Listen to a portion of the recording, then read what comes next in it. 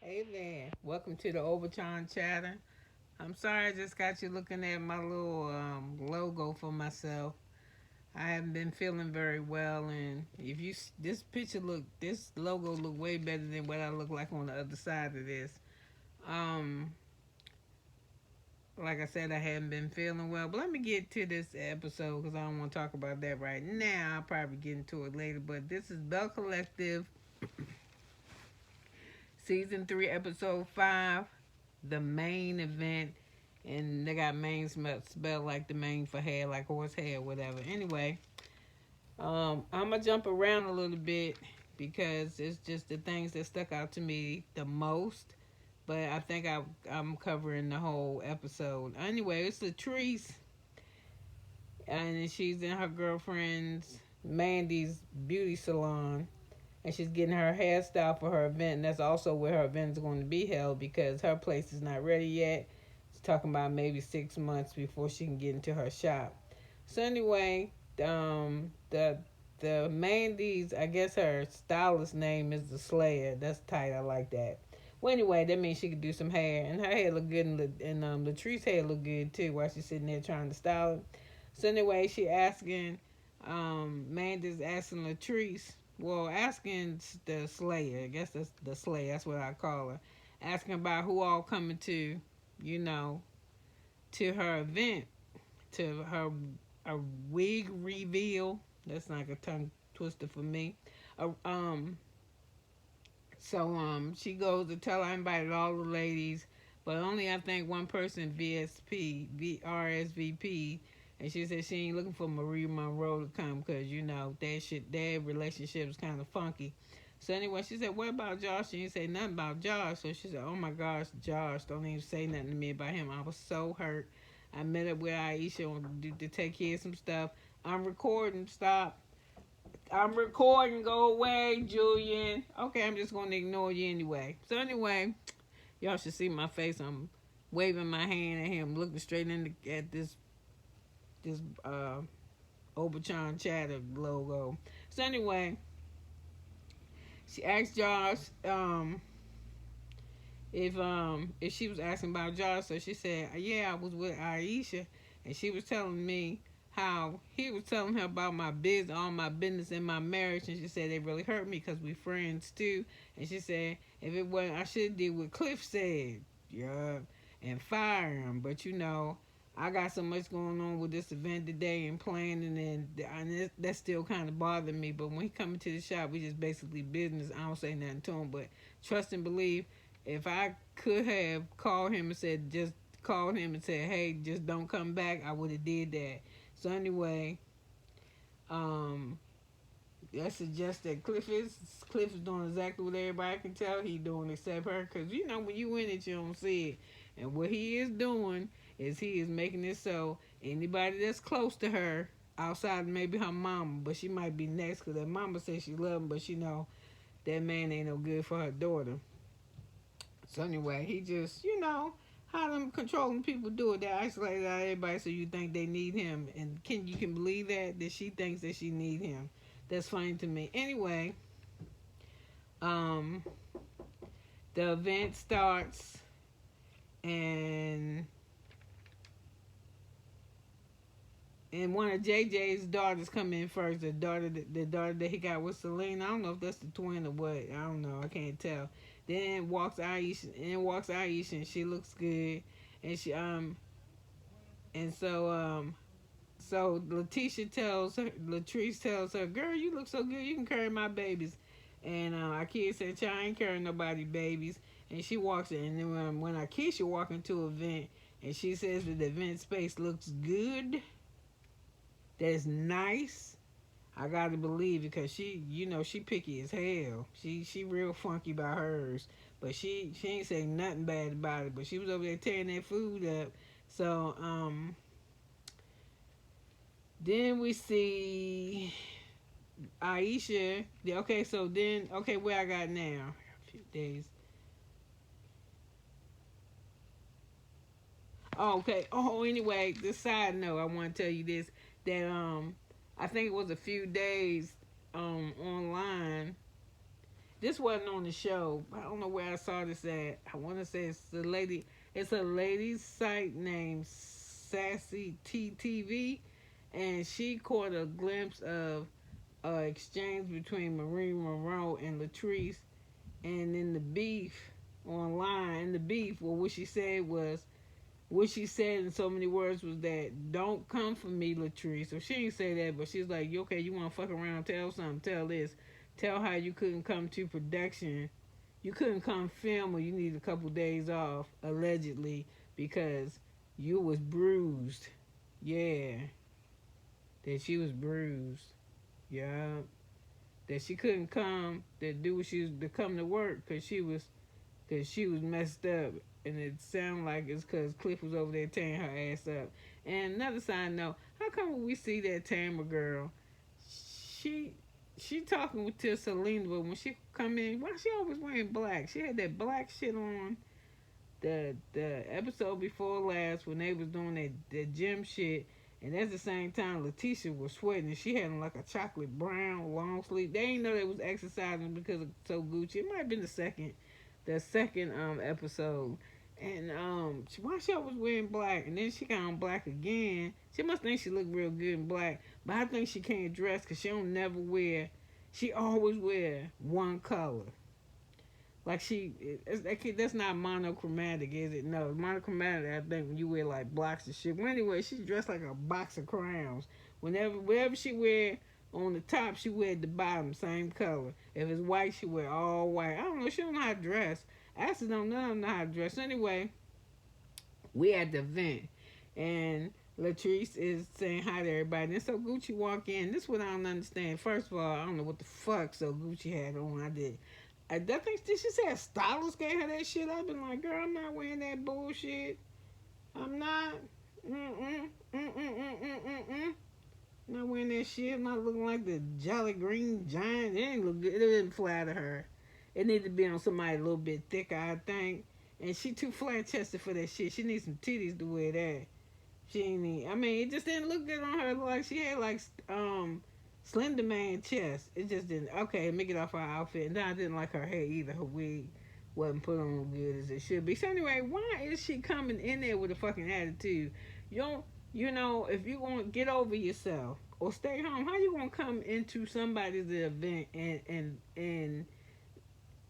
shit, greet the person. Stay your ass home. You should have did what Bree did. Y'all should have both got together and sat around and did the same shit y'all do every time y'all together. It's all about how y'all think she a damn snake and how you got a knife in your back and all that other type of bullshit. So anyway,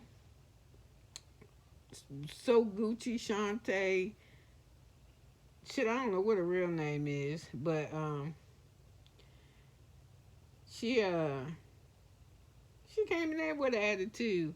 And I don't even know why you got an attitude, because also through the grapevine, allegedly, the reason why you was on the show is because fucking Latrice introduced you to the show. The reason why you the number one realtor in Huntsville is because she named you that shit. And we all believed it because it was So Gucci number one realtor So Gucci number one, whatever the fuck. And then we find out through Selena talking shit that you ain't the number one realtor in Huntsville. She said she think her daughter outsell homes more than you, so it lets us know that her daughter, that lets us know that one of her children sell real estate. One of them, or both of them, I don't know, or two of the twins. I'm not sure how that worked. But anyway, so why you so mad with her? And it's So Gucci. It's your fault.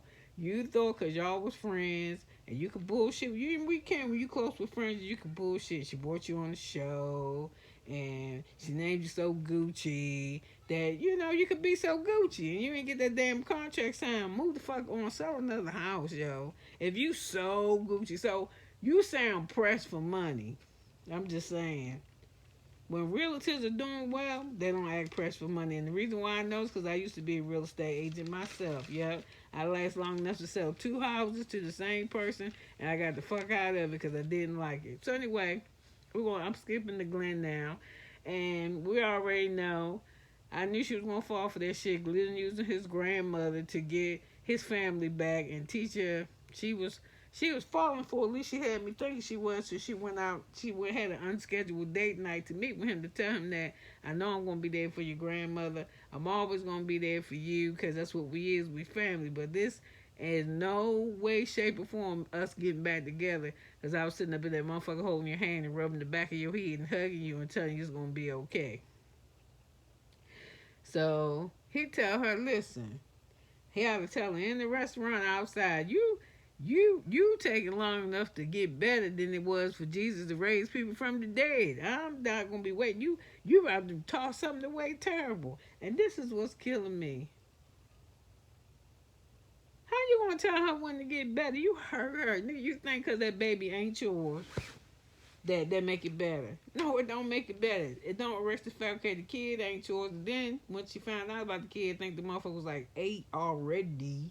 Then you was messing around, thought you had a baby, you was sleeping with her raw. She might not even be the only one. You all on Facebook. And then I guess these things that she say she needs, you doing them because it's like a checklist. Like, okay, she told me to do this, and she told me that, and I did that, and I did this. But you ain't doing that shit because you want to do it. You are doing that shit because you looking at this as a requirement. It's just like people who apply for a job, right? You apply for a job. When you apply for a job, you're like, God damn, I gotta take a drug test. So, you fucking been doing drugs. Yes, you have. You've been doing drugs. But they don't know you ain't been doing drugs. So, you want the job because it pay good. And, you ain't doing nothing hard. You ain't doing no fentanyl, no coca shit. You might hit a little weed every now and then. You ain't no alcoholic or none of that shit. You ain't no opioid. You just smoke a little weed now and then, but weed is one of the things you can't have come back on the fucking drug test. You don't want shit to come back on the drug test. So what you do is go on the internet, talk to some friends, or get some pee from your friend that don't smoke, or your grandbabies, oops, or yeah, somebody who don't do shit, and you cool with saying, yo, give me your pee, or you go buy some, you do all that shit. Then you take the test and you shit in your pants. And as soon as the test, so while you waiting for the test, you say, yeah, I need to stop doing this shit. If I'm looking for a real serious job, then I shouldn't be on this bullshit. I shouldn't be around here getting high on the weekends if I know I want to do an engineering job. Even though to you, when you hire, you're a better engineer. But, you want to do the shit open up. It ain't cool going to the kids and shit and your friends and you ain't get some of your pee. That shit is so fucking disgusting. Then handling somebody pee on you or anybody pee. They be telling you that shit artificial people. That shit might not be artificial. It's probably some piss from some kids in India or some shit. We don't never know. So anyway, let me get back to my story, which was you waiting for the drug test to come back. It come back, it's negative. You got the job, and you know how you go fucking celebrate? You go smoke a joint. That's all I'm saying. So I'm just saying that, Glenn. That's how it was. It's like you just doing the requirements to get back in the house, but you ain't about being none of that shit. You just doing a to-do list. A to-do list that once the list is done, you gonna put that motherfucker in the drawer, and you ain't gonna do nothing else with it. So anyway, I'm gonna go to, so while they sitting there in the restaurant, they talking, and she was like, listen, sometimes, and the way she talking to this motherfucker, it is so, she's like, listen, Glenn, maybe sometimes you're progressing doesn't mean that my life that I'm in your life that I'm a part of your life. You progressing, and what it is she done grown. Yup, that Belle Collective shit came along. She was around there putting up with that nigga because she didn't think she was gonna do no better. She's a little. I mean, she was confident, but she didn't have the confidence. She was confident, but didn't have the confidence. And that getting on that Belle Collective. She see people like brown, round girls. She probably got people DMs and shit, fans. She see she popular. She see she smart. And all that bullshit she was putting on from that longshoreman with. What the fuck is he doing? Because ever since she started popping, this motherfucker ain't left to go get on no water to go do nothing for no long period of time. He been home, and then he was trying to keep her home. Then he seen that she was blowing up, and that's when I think he wanted to do that. Well, I think I need to put my name on something. You ain't shit. You mistreated her, And now you looking at her different. You're not just looking at her as somebody you can stick your dingling in. Oh, damn, she is smart. She got a little, oh, shit, look at this life she living. Because I don't remember when Belle Collector started. I don't remember her driving off in no Porsche. Yep. And I don't remember her clothes being as nice as they are now. And even if she ain't doing nothing in Lakeisha's Enterprise, that little building where you see the receptionist and her desk, that's all, and a couch. That's all we see. We don't see no conference room and none of that shit. And I don't care. If you got an office building that ain't got but one room in it and the divider, girl, get your bag. That's all I'm saying. So I'm just saying, and he see that shit, and you know he don't like it, and he's scared he about to lose her, because when she get the fuck up from that table, he's like, for real? Like, he can't believe she fucking walking away from him like he's some prize. And then, how did she sit there with him that long with that big ass eagle chain around his neck? I cannot stand to see a grown ass man try in his 40s, and he ain't early 40s neither. He mid to late. Dressing like they in fucking high school, nigga, grow. Like he had on Timberlands with the white bottom, a white pair of pants, and the man, take that shit off. Go and get you a nice little button down. Don't meet me for date night looking like our ass get ready to go roller skating, and we the ages that we is. So anyway, he out there talking shit to her. Oh, you gonna walk? Oh no, he says, oh, somebody get a little bit of money, and they think they something. No, she ain't got a little bit of money. She got more money than your ass, and that's why you said that. And you sound like you fucking jealous. How you jealous of your wife? She need to just leave you. I don't even know why. Before she got from the table, she should have just said, fuck this. And then when you find out, you just gonna walk up from the table. Well, nigga, what's wrong with you? Why you ain't stay at the table? You such a prize. You finna lose all this, and how my son ain't gonna be raised in no house. My father wasn't in the house, and I ain't about to have my son raised like that. Then why the fuck was you doing what you was doing? Because none of the things that make shit like that happen when you don't be raised up in the house with your kids, because you out there fucking around in the streets. And like I said, you ain't see that potential. Ain't that funny how God show you? Now she got value to you, right? And I'm gonna tell you this: you still gonna cheat on her, yup. Because the only reason why you want to stay with her is because you like. You want to ride that popularity train. When you came outside and said you ain't gonna take my son, bitch, man, she ain't trying to take the son from you. What you trying to do is saying that you trying to use the son as a pawn. Like, they ain't gonna give them to you, motherfucker. You ain't got no job. I don't even know why I'm wasting my time with this. But when you came out there and she said, this is over. He's like, it's over. I was like, yeah, all is over. This conversation, this fucking relationship, the fucking marriage, you calling me, fucking with me about your grandmother, all this shit is over. You that woman that you thought you had the baby with, go call that bitch and let her go to your grandmama's funeral. Listen, your grandmama gone. Yeah, the only thing her body doing is surviving. Her spirit has left this world, child. And I already did my part. I went and told her, I see you in heaven. And then I would have took my new Porsche, because I don't remember having no Porsche, and spent that motherfucker around his ass and hope I got some film on him. But it looked like it was electric. Anyway, let's go to Letitia and Cliff.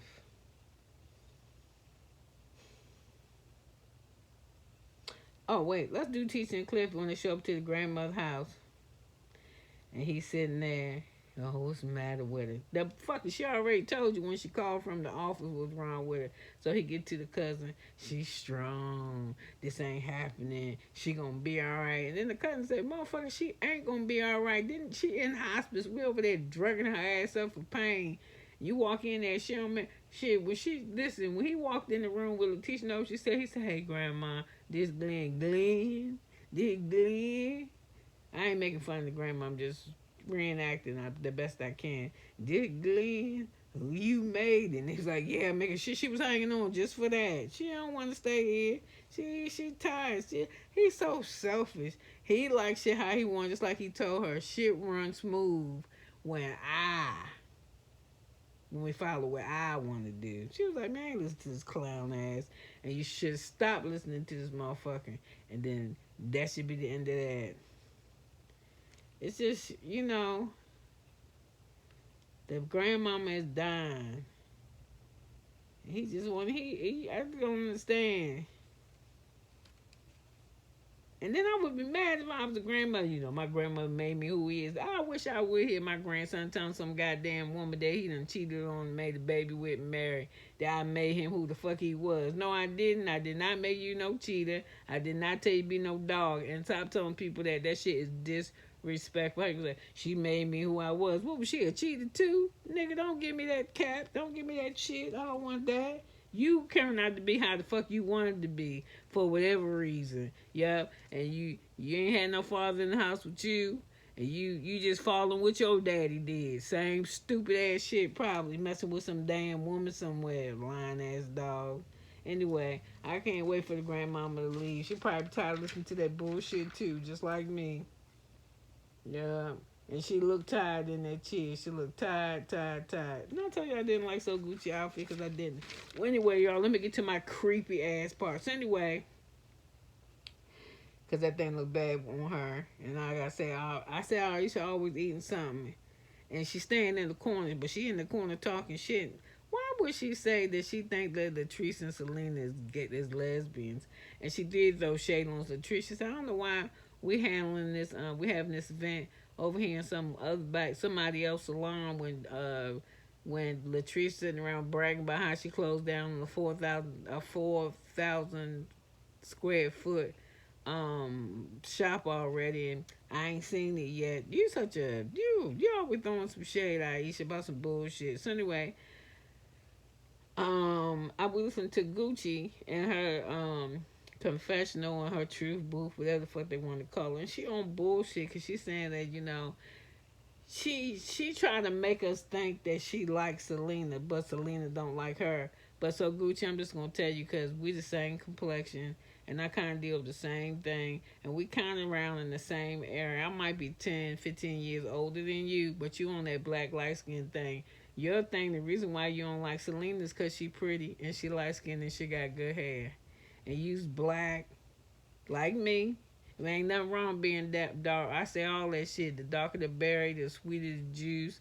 I'm going to tell you, I got the good. I'm like Suki. I got good coochie, but my name is Overcharm. I'm just saying. So, I feel a certain way about myself, but I struggle with that shit.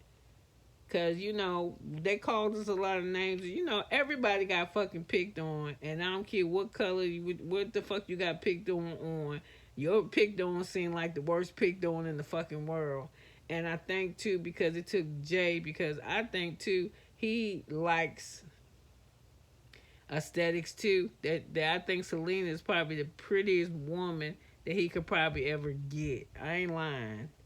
And even when she got with him, she was cheating on his ass with Latrice's husband, who wasn't her husband at the time, but she was fucking around on him with Cliff. And we heard Jay say out his own mouth how long he waited for Selena to come back to him, and she never did. And then we find out how long it took for her to get a divorce from this motherfucker. So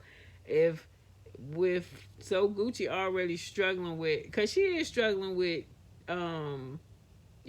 she's struggling with her identity with this bitch because she think that bitch look better than her, that her man stayed with her long, and that she got to prove some shit, but she pretend like she don't. So it's coming out all fucked up, like how she like her. We don't talk to her. Why you don't talk to her? You know each other. And I'm gonna tell you this: them girls, I would be the same fucking way if a bitch was talking about my mama. I won't give a fuck. Listen, my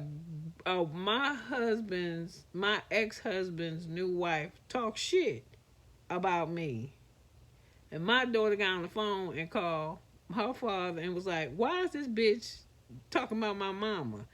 That's not gonna be a good relationship. So my daughter was like, "Fuck that! I ain't even talking to my father, because if you let some woman that he say he love and go and marry disrespect my mama like that and then talk crazy to me, we're not fucking with him, because I ain't gonna be no fake. You ain't gonna be my daddy and be telling my shit to this bitch who is now your new wife." So it gets really complicated. So no, Gucci, you really don't like Selena, but you pretend like you do. And them girls is not stupid. They women tell, I be like, I would tell them I feel a type of way about your mother. I don't know how to fix that, but I don't want to be fake with you and I don't want to hurt you. But you have been talking about that mother. Yeah, and you even if they ain't, you mistreat that motherfucker. You not. If anybody gonna mistreat my mom, I'm gonna tell you who gonna be. It's gonna be me. I'm just gonna leave it at that. So anyway, she in her confessional, she like, I really don't say anything to her, but you do. You said this watching being friends with her is like being paint. But no, no, I ain't just fucking with you. Cause when Selena was shopping with Latrice for their dress for her main event for her hair wig release shit, Selena was talking so much shit about So Gucci. She was getting short winded. I mean, what is her name? So Gucci Shantae. I mean, I don't even know her name. And when she see me, she always act like she looking at her phone. But both of y'all doing that shit because y'all both are looking at each other, but pretending that y'all ain't looking at each other. But you trying to catch subtle glimpses and shit. Stupid shit. Y'all is grown ass women. And even yes, I thought it was cool that Selena said, "Hey Gucci." I mean, when she walked up there, first of all, it was childish when So Gucci walked over there because it was Tamara, So Gucci. No, it was Tamara and Selena talking. And Gucci just walked up. Yeah, girl, let me stay over here. Her and Aisha was talking shit. Aisha said, I ain't down with all that fake ass bullshit. So I guess Aisha and Tamara don't get along. So she said, I'm just stay over here and keep eating all this good ass food off these clean plates. And then so Gucci was like, yeah, girl, I'm gonna stay over here because I ain't trying to break up nothing. So anyway, she gonna walk her ass over there. And hey, Tamara, girl, yeah, I gotta get with you to get my thing that I left over at your house on the back of your car, whatever. So anyway, she just fucking walk off. And so Selena, what she fucked up was when she did this. Okay, so Gucci was wrong walking over there, not saying, not even acknowledging her, and that's some fucked up shit. Cause you see me, cause we don't like each other, so that energy is already there. So you already doing some shit, and then Selena, you back it up. You support her shit when you do this shit. When you say, Shantae, come here. Shantae, come here. What y'all call her? So Gucci. You already know, so you shouldn't have said that shit. And then from there it was off. And then from that shit, it done went to I was on TV first and I was married to him first. From that. That's crazy. So that energy was already like a little ball of fire and shit. And then Tamara, when she see shit going left, why is she always smiling? But she might be one of them bitches that when shit get left, she just start getting nervous energy. So instead of, getting a serious face, she just starts smiling. This is really going to be a problem. I was like, bitch, just get out the way. So anyway, we know it's just some bullshit because we see the next episode. I'm gonna go to the next week, even though they ain't showed it, but they showed a little bit what's gonna happen. You see, so Gucci and Jay talking, and she see. I didn't want them to see that. I didn't want to go their way. And Gucci was disrespectful as fuck. The baby shower and calling her extra and shit. They was probably practicing that shit before they even got to the show. You know how when you do that shit when somebody you don't like, and you be like, when I see that bitch, if she say this, I'm gonna say that, and then if she say this, I say that, and then fuck that. If she do this, I'm gonna do that, and then you get to the event and you see the person, that motherfucker don't say shit, don't do shit, you just waste all that good material on nothing. So anyway,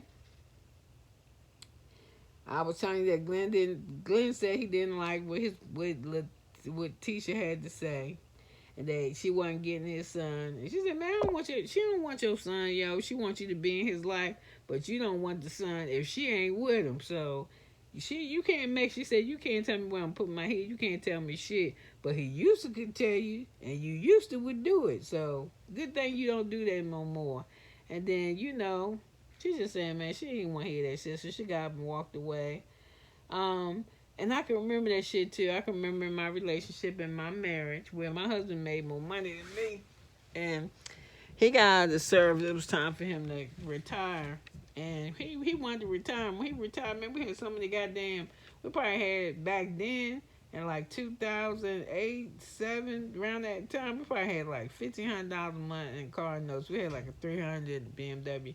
I'm not bragging about the shit we had. I thought the shit we had was stupid. I think anytime you pay almost $800-900 for a truck back then, you was ridiculous. But back then, I don't know if it's the same way when you was in the military. Long you could get anything financed, anything, because they knew that the government wasn't gonna let you make no fool of them. That they'd garnish your goddamn wages, and when you don't pay your bills in the service back then, that shit used to get you in trouble where you couldn't get promoted and shit. So just all our shit used to be allotted out to the end. So anyway, I wound up getting a job, and I just didn't get a job. My job was in Afghanistan during the war. got a contract for a year. And I went from making like 29,000 a year to like 115,000 a year. So I got the fuck up out of there. And then when I got in there too, they like I had never had that much money to myself, like $15,000.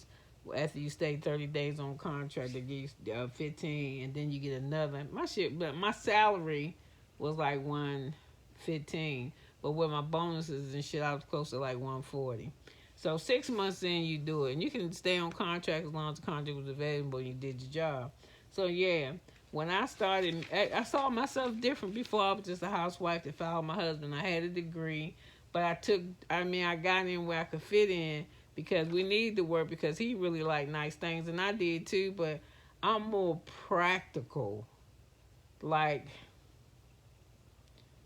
a good riding decent car to me, is fine. But he always got had something flashy with rims and somebody name on it and shit. And he's still the same as far as I know because we ain't married, but every now and then one of these fucking credit, because I used to keep his credit straight for him. One of the credit card people sent me some shit and I was like, oh, he at the Benz place, huh? I got another car. Like little shit like that, but I don't like this motherfucker and I don't track him. But just every now and then, just every now and then. So anyway, let me get back to this shit. I'm saying about Letitia and Glenn. Yup, when I started making the most money, shit looked different to me too. But here go the thing. After a year and a half or 2 years on contract, I had to come back home because I got sick. And my kidneys was starting to act funny. So they wouldn't let me go back over there. But when I was making that money, yup, I was talking shit, yup, and he let me talk it too. Yeah, and he probably was still cheating, but he wasn't cheating as bad because I was doing shit like that Hummer. Some bitch he had riding in it while I was in Afghanistan. You know what I did? I started making the payment on that motherfucker. I'm not over there, nigga, away from my family and shit. So you could take the luxuries and share them with another bitch? No, you won't have that. So anyway, I see where Letitia coming from. Just go on leave, Glenn. That's what happened in any goddamn way. And nope, I don't feel sorry for myself. I would have felt sorry that if I didn't do nothing. I sat around waiting for this nigga to come back to me, but I didn't do that. So while he's sitting on the porch rocking with good memories about some shit, so will I. Now I'm going to tell y'all what some shit that really cringed me. Did I say that I ain't like Glenn clothes? Yeah, I did say that. I ain't like the outfit he wore. Don't wear that shit, come take me on no date. I wanted to tell what cringed me. Oh, what cringed me was when Latrice was up there with her friend talking that she wanted to show her space for her new shop to be. I know y'all hear all these papers. And she was talking. And next year, you look up, there go Cliff. And then what was real fucked up is he said, I heard you was talking about me. So that meant he was eavesdropping too. That motherfucker creepy to me. She need to get out of there. And then, like I said, it's hilarious that Witchcom said she couldn't come to work because she had bruises and shit on her. And I believe she act nervous to me. Latrice act real nervous to me. She act confident when she by herself. But when she with him, she act real... like oh, my husband this and my husband that. So anyway, he rolled up in there on her. And he was like, I heard you was talking about me. So that meant he was eavesdropping. And you could tell she was nervous because she tried to clean that shit up. She was like, we wasn't talking about you. And they like, and then her friend was like, yeah, we was talking about you, and like it was all talk about in love. That shit was weird. And it was weird that she lied to him because I've been like, yeah, motherfucker, I was talking about your crazy ass in here trying to make me do this and do that. But she didn't. She just lied. And she was like, I'm just explaining the space. And I don't know, that part I usually rewatch a space or two to grasp everything. But I wasn't real cool with that. And she looked scared like, after we get home, I had to hear about this shit. And then again, he in there talking to her. Yeah, I told her about space 3 years ago, but all she want to do, she just want to pay rent. And I was like, why the fuck is he? After that, I didn't understand nothing Cliff said. I was like, damn, even when you read the captions, they do that shit so fast. He just talked too fast, and now I don't know what he's saying. He mumbling, and he think he know how to do everything. She said, just remember it's my space, man. Fuck that. Girl don't have no baby with this dude. Run. And I will say this, I'm not being hard on you, Latrice. I'm just saying you wasting your time with this motherfucker. That whatever you was feeling, that girl, that's not love. I'm telling you, love don't feel like this. And you know who tell us? It's God, because God is love. There's no way he is doing shit like that. That wife or no, just because somebody, you is not property, nigga. You is a person, and you know it. But the person need to tell that shit to get through. Just leave that motherfucker. Then he said, and then he do act like that. If you leave, that ain't gonna be shit. Trust and believe. The way he tracking you down and following you, nigga. He one of them ones. If he can't have you, he probably ain't gonna let nobody else have you either. I'm just saying. That's my personal opinion. That's my personal opinion, and anything I said in this shit is alleged. And please, come on. This shit with the blind date for Marie, you and her as good friends. You know she was not going. I would have fucked that nigga for sure. Because, I mean, I probably wouldn't have kissed him because I don't like all that gold shit. But from the ankles down, from the top of them legs and shit, and the chest wasn't too bad. He had little man titties. I could fuck with that. You know, he had some little stock to him. He was cute. And Marie, like, she ain't had nothing in a while. And she had on too much makeup. And that was an ugly-ass outfit. And why the fuck would you wear that bowling? And he said, do businessmen bowl? Okay.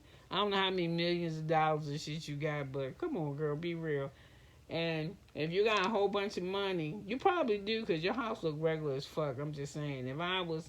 The way that you carry yourself and the way you act, I would think your house would be more closer to...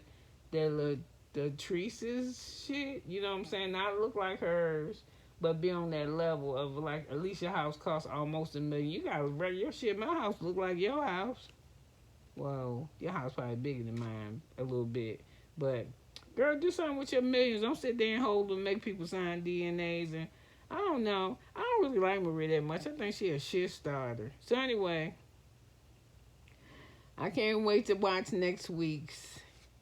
And I can't wait to get back on here so I can see y'all. Because this thing look funny. I don't make the lips move or nothing. But anyway, that was my recap.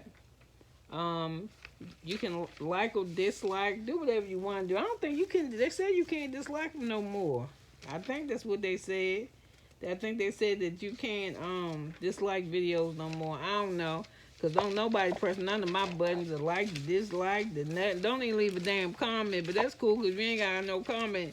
I guess this is what my friend tell me. No news is good news. So if you ain't got nothing bad to say and you ain't got nothing good to say, then don't say nothing at all. But I appreciate you being with me today. And I look forward to recapping Love and Huntsville Love and Marriage tonight. Have a good one. And today is Saturday. Have a good one.